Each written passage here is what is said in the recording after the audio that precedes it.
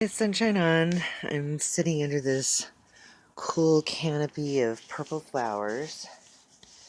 We've got a little bit of a storm front moving in.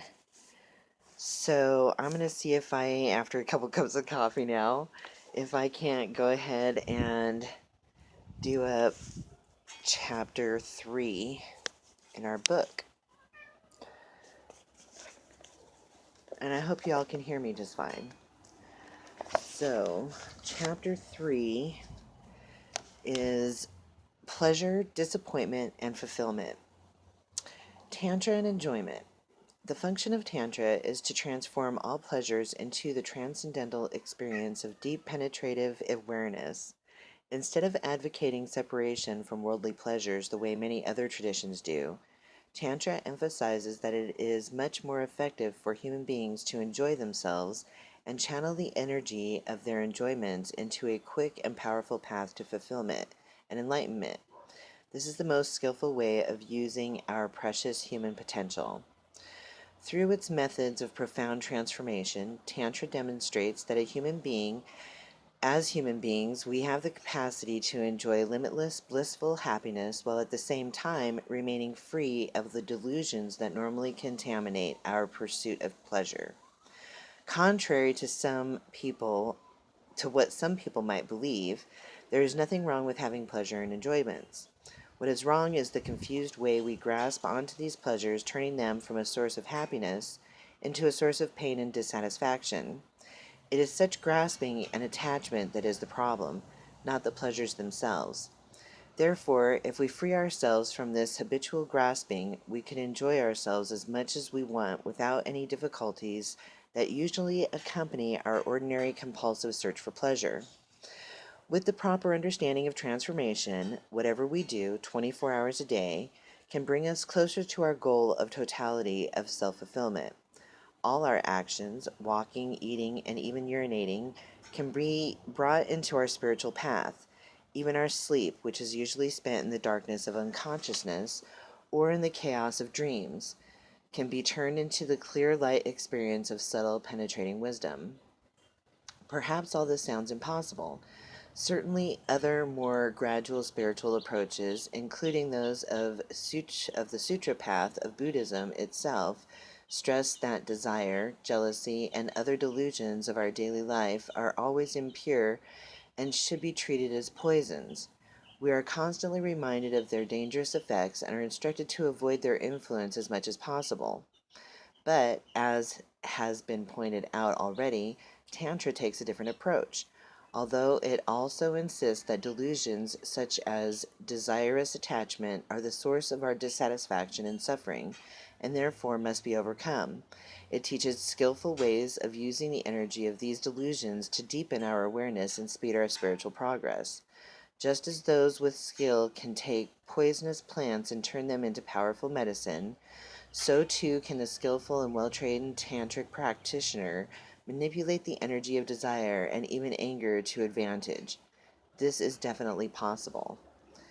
Images of wholeness. Oh, I didn't know that I was... Okay, well, yeah, there's the book. Images of wholeness.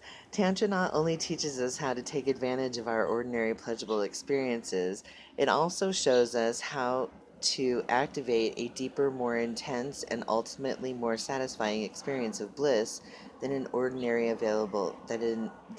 ordinary available through our physical senses. At present, our search for pleasure is habitually directed outward toward external objects of our desire. When we cannot find or hold on to these desired objects, we become frustrated and unhappy. For example, many of us are looking for the man or woman of our dreams, someone who will be the source of limitless happiness for us. Yet no matter how many boyfriends or girlfriends we might collect, these dreams remain unfulfilled. What we do not realize is that within each one of us is an unlimited source of both male and female energy. So many of our problems arise because we are either ignorant of or we suppress what we have within us. Men try to hide their female side, and women are afraid to express their male energy. As a result, we always feel cut off from something we need. We do not feel whole and therefore turn expectantly toward other people for the qualities missing in ourselves in the hope of gaining some sense of completeness. As a result, much of our behavior becomes contaminated by insecurities and possessiveness. In fact, all the problems in the world, from one person's anxiety to warfare between nations, can be traced to this feeling of not being whole. If necessary, great yogis and yoginis can spend years in solitary isolation without feeling lonely. Yet we may feel unbearably lonely if we are separated from our boyfriend or girlfriend for even one day. Why is there such a great difference between ourselves and the yogis? This has to do with our own internal male and female energies. As long as they are fragmented and unbalanced, we will remain desperate for the company of others and incapable of being satisfied. If our internal male-female mandala are complete, however, we would never experience the pain of loneliness at all. Tantra provides powerful methods for getting in touch with our essential wholeness. Tantric art is filled with potent symbols of the unity and completeness characteristic of our fully realized potential. The image of male and female deities in sexual embrace, taken by some early Western interpreters of Tibetan Buddhism as a sign of its degeneration, is a symbolic portrayal of the inner unification of our own male and female energies. On a deeper level, their embrace symbolizes the aim of the very highest tantric practices, generation of a most subtle and blissful state of mind that, by its very nature, is supremely suited to penetrate ultimate reality and free us from all delusion and suffering. On this level, the male figure represents the experience of great bliss, while the female is the symbol of non-dual wisdom. Thus, their union has nothing whatsoever to do with the gratification of the senses, but rather indicates a total integrated state of blissful wisdom that completely transcends ordinary sense desires. Sorry about the plane.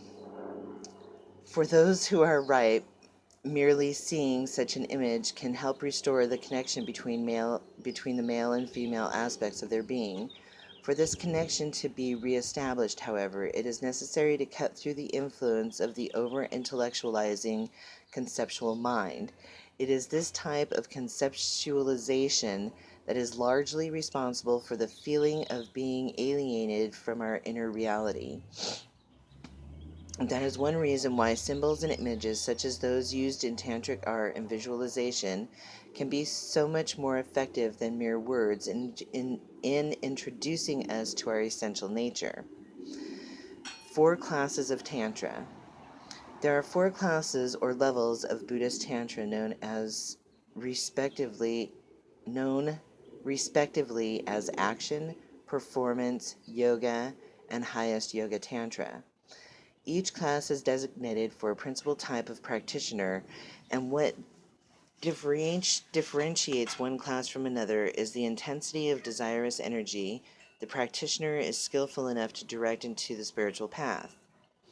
Traditionally, these differing levels of blissful energy are illustrated by examples of increasing sexual intimacy.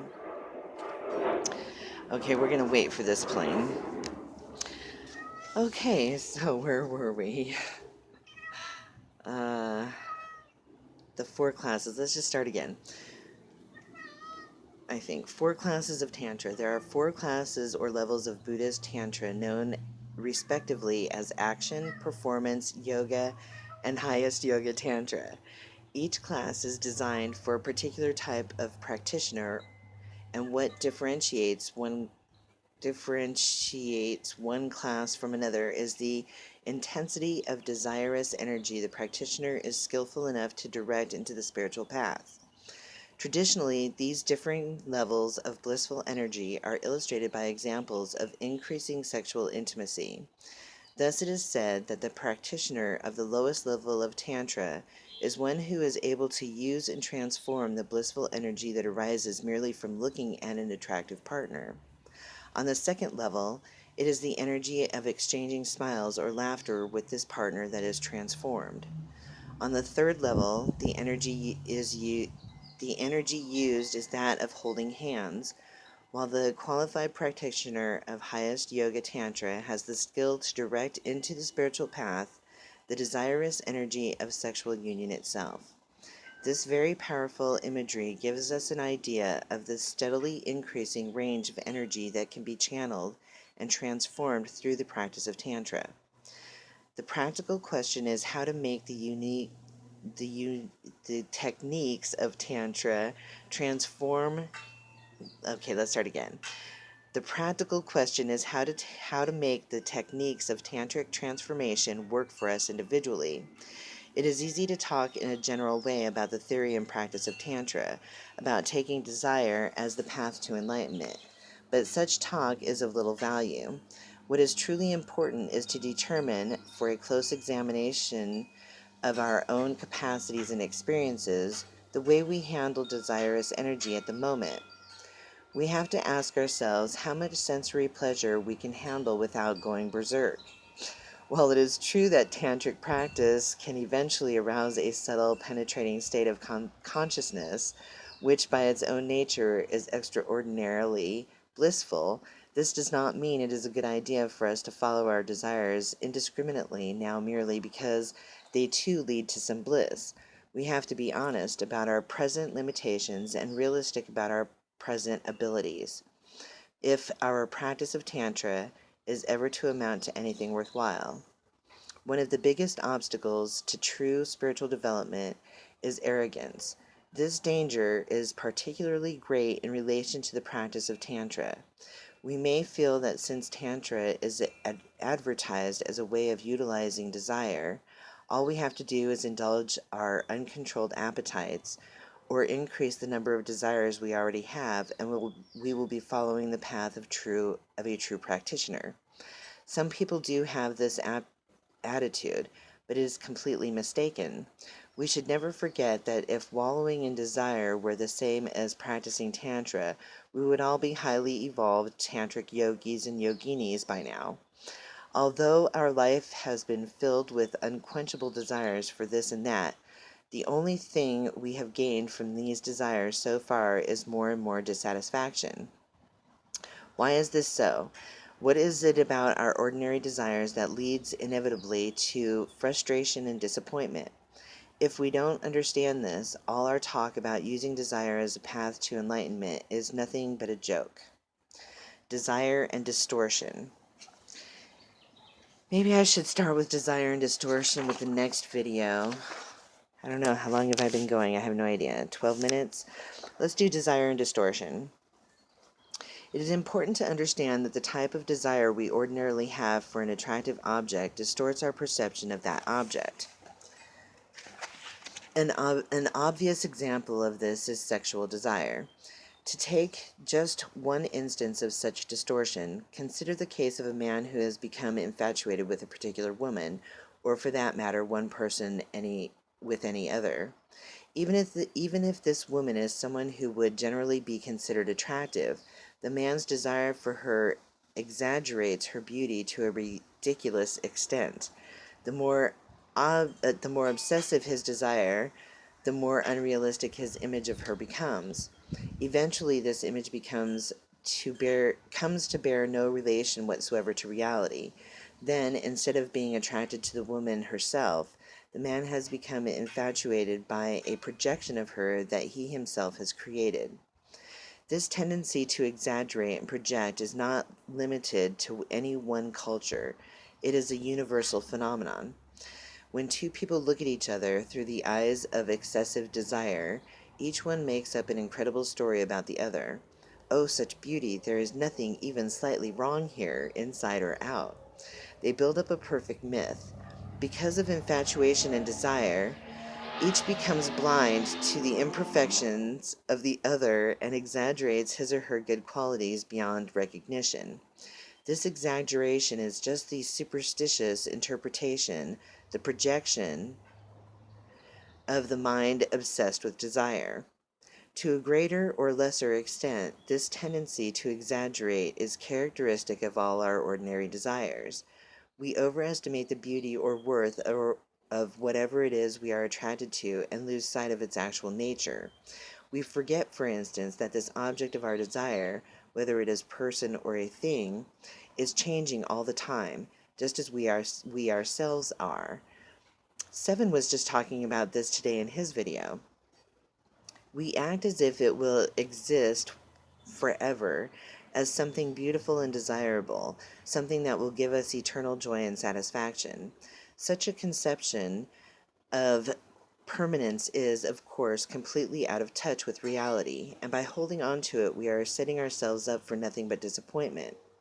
It is important to understand that this habit of projecting a false notion of permanence upon what we find desirable is not something we do consciously. If we are asked, do you think your boyfriend or girlfriend or new car or whatever will last forever and always be beautiful, we will immediately say, of course not. We are too familiar with the forces of change, decay, aging, and death to answer otherwise. But for most of us, this understanding is merely intellectual. It is an idea that we know with our brain, but not yet a realization we feel from our heart. If we check our deep, heartfelt attitude toward what we desire, we will discover a habitual grasping for permanence that remains basically untouched by whatever intellectual understanding of the process of change we may have. Just look at the way our heart shakes with anticipation when we are caught up in a strong desire for someone or something. Would we experience such an intense agitation if we did not hold the unrealistic expectations that we do? Do not misinterpret this point. I am not trying to be excessively critical, saying that all our ideas are superficial and that all our emotional reactions are perverse.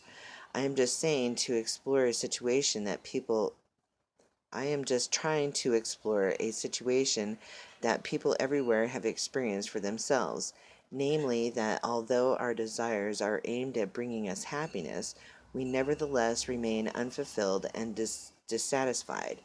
If we do not understand the reason for this, any hope we may have of using desire to gain the complete happiness of spiritual fulfillment are doomed.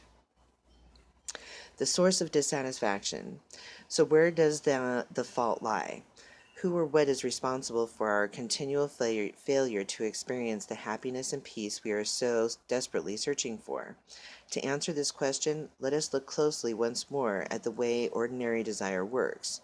Feeling somehow incomplete, insecure, and unfulfilled, we look outside ourselves for something or someone that will make us feel whole.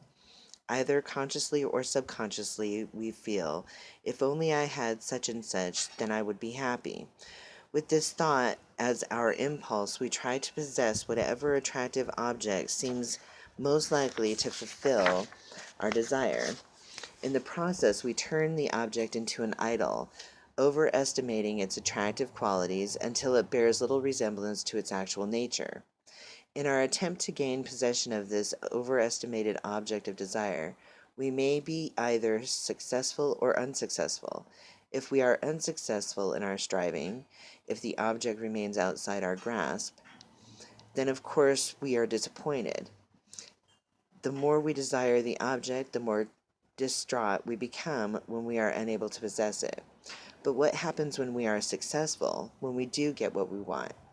What we end up with and what we hoped to end up with turn out to be two very different things. For what we find ourselves in possession of is not the longed for dream image, the permanent, complete, and ever satisfying solution to our deepest problems, but sometimes that is as imperfect, incomplete, and impermanent as we ourselves. This person or thing may indeed give us some momentary pleasure, but it can never begin to live up to the expectations we have loaded upon it, and so sooner or later we feel cheated and bitterly disappointed. Now to turn the original question. Now to return to the original question, whom or what do we blame for our unhappiness? More often than not, we unreasonably blame the object. If only she were prettier. If only he treated me better. If only the car were faster or newer. If only this, if only that. These are the dualistic conditions that fill our head when, disappointed with what we have, we wonder what we could replace it with that would guarantee us the happiness we crave. The next thing we know, we are searching for a new wife, a new husband, a new car, placing expectations on new objects that are just as unrealistic as the expectations we had placed on what we are now discarding. In this way, we continue to circle around and around, changing this and that in our life, but never really getting any closer to our desired happiness and peace of mind. The Tantric solution. The Tantric solution to this problem is extremely radical. It involves a complete transformation of our ordinary vision. This is the central point of the Tantric approach. The same desirous energy that ordinarily propels us from one unsatisfactory situation to another is transmuted, through the alchemy of Tantra, into a transcendental experience of bliss and wisdom. This practitioner focuses the penetrating brilliance of this blissful wisdom so that it cuts like a laser beam through all false projections of this and that and pierces the very heart of reality. The various levels of confusion and conflict that now obscure our mind and prevent us from experiencing the totality of our human potential are systematically eradicated by the force of this blissful awareness. Thus, the energy of desire is harnessed in such a way that, instead of increasing our dissatisfaction as it ordinarily does, it destroys the very cause of our dissatisfaction, our fundamental ignorance of the nature of reality. In the Tibetan Tantric tradition, this transformation of desirous energy is illustrated by the following analogy. There are certain insects who are said to be born of wood. That is, their life cycle begins with their hatching deep within the body of a tree. Then, as they grow, they feed upon the tree, eating the very wood out of which they were born. Similarly, through the practice of tantric transformation, desire gives birth to insightful wisdom, which in turn consumes all the negativities obscuring our mind, including the desire that gave it birth. So we can see that the ordinary and the enlightened functions of desire are directly opposed to one another. In Tantra, the experience of the bliss that arises from desire expands the mind so that we overcome all our limitations. Whereas ordinarily the pleasure that comes from contact with desirable objects narrows our attention and leads to a restrictive obsession for more and better pleasure. Intoxicated by pleasurable sensations, we lose our awareness of totality and sink into a state of dull stupidity. Our mind contracts around its object, and as we grasp at it for more and more satisfaction, we become further and further removed from reality. We can almost say that under the spell of strong desire, we sink into a type of unconsciousness. When we eventually wake up from this dull, dreamlike state, we find that any pleasure we might have experienced has disappeared, and all that is left is the dissatisfaction we started with. To put it another way, we can say that normally our experience of pleasure is dark, clouded by ignorance. Although there might be some momentary excitement, there is no clear mindfulness, no light. In Tantric practice, the idea is to unify our experience of pleasure with light. Pausing for the plane. Okay, we've got 2 more paragraphs. I'm going to start that last paragraph again. To put it another way, we can say that normally our experience of pleasure is dark, clouded by ignorance. Although there may be some momentary excitement, there is no clear mindfulness, no light. In Tantric practice, the idea is to unify our experience of pleasure with light. This unification is represented visually, as I mentioned, by the image of a male and a female deity embracing. This signifies the unification of the male energy of bliss and the female energy of penetrative, non-dual wisdom. Ultimately, these two have to come together for us to experience the true fulfillment of our deepest nature.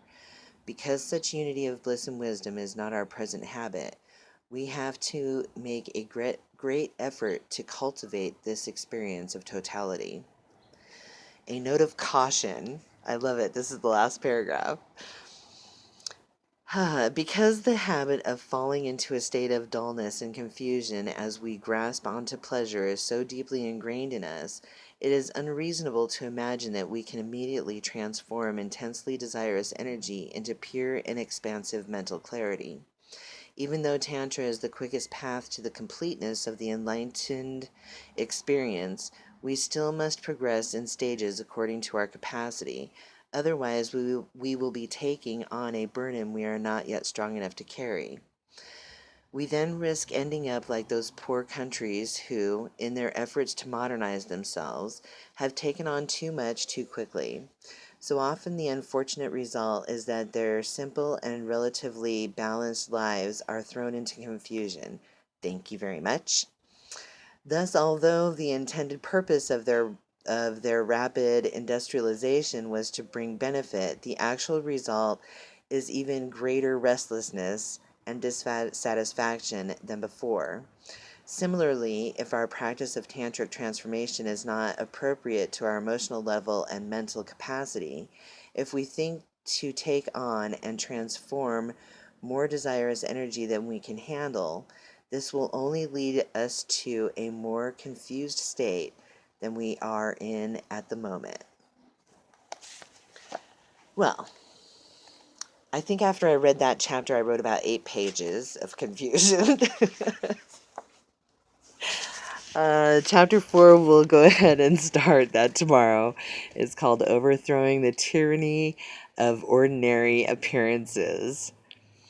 I hope you guys are getting all kinds of good stuff out of this as well. We'll talk to you then tomorrow. Bye.